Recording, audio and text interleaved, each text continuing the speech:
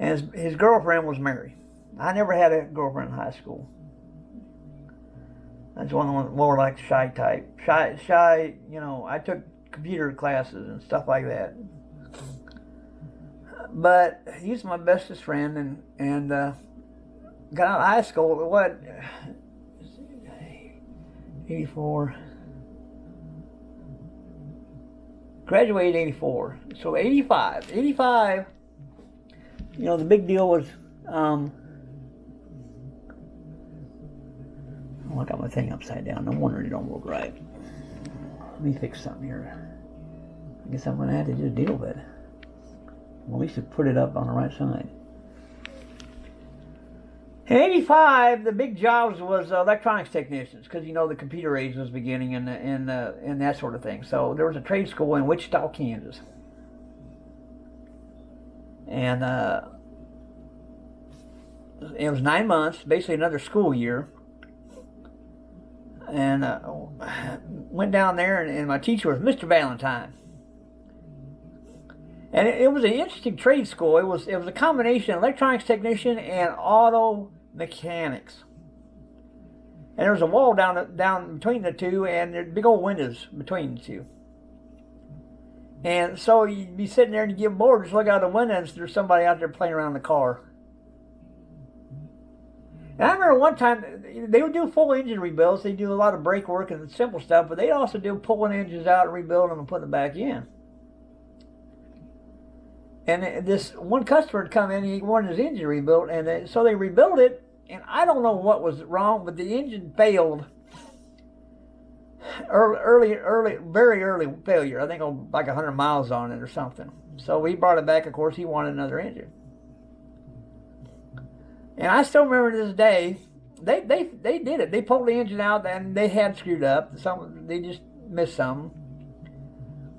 And rebuilt the engine again and put it back in, and then they put it up on jack stands. They put the pickup truck, 4 jack stands, in right down the far end in the one bay.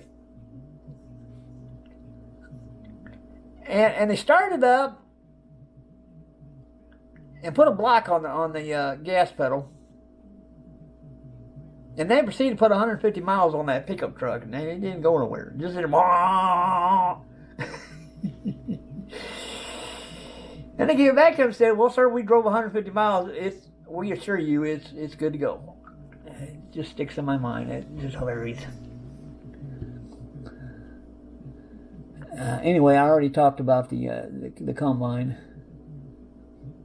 Yeah, I want to see that combine. Oh crap! I just closed it on my track. You can find it there on the site there. Just click on that and check it out. So anyway, I needed a job when I was out of high school, so I went to work for L.R. Nelson's. Now at the time when I about 86, they had seasonal positions up there, and if you're just starting out, you could basically work December, January, February, at the busiest time, because lawn sprinklers are seasonal, obviously. So the idea was they had this big warehouse in Peoria, and they had this little not little, but anyway, manufacturing facility out of Princeville. And the idea was they'd start running, actually back in September, they'd start just running. They basically make an estimate, how many we need, how many orders we got from Walmart, Green Thumb brand, and they just started running. Just run. And the idea was to get the warehouse plumb full at the busiest time of the year, or near so. Well, I have it plumb full by the time everything just stopped, and then work off of that into the summer, fall when you're selling stuff, and then of course start up again. And they had a full-time crew of maybe 40. Enough to run 2 lines. We had, let's see, there's flex trans and the. Well, I'll give you a story on what went on there later. That's that's some material that I can use later. And yeah. But anyway, while I was working there, I would go to night school. I was going over to ICC, and I was taking math classes. You got to realize, high school, I basically went up to algebra and stopped. I never took geometry in high school. I did the bare minimum to get my degree, get my diploma in high school. Because Mrs. Wooden was a strict little thing. But I know why she did it, and I love you. I love you. Anyway, so I skipped geometry on. I may have taken one semester of geometry. I guess I don't recall, but anyway.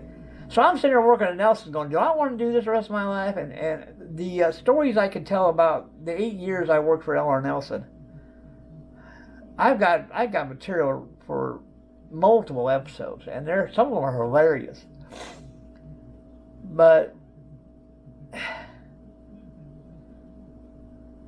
okay, I was at L.R. Nelson's. Anyway, 94 come around. And Caterpillar and the UAW's on strike. You know, Caterpillar and the UAW were famous for their strikes back then. And Caterpillar said, we need machinists. Well, we can't afford a machinist. There ain't any more around. Especially none that were willing to cross the picket line, because they got families and they got bills and they got mortgages and, you know, and no. So what do we do?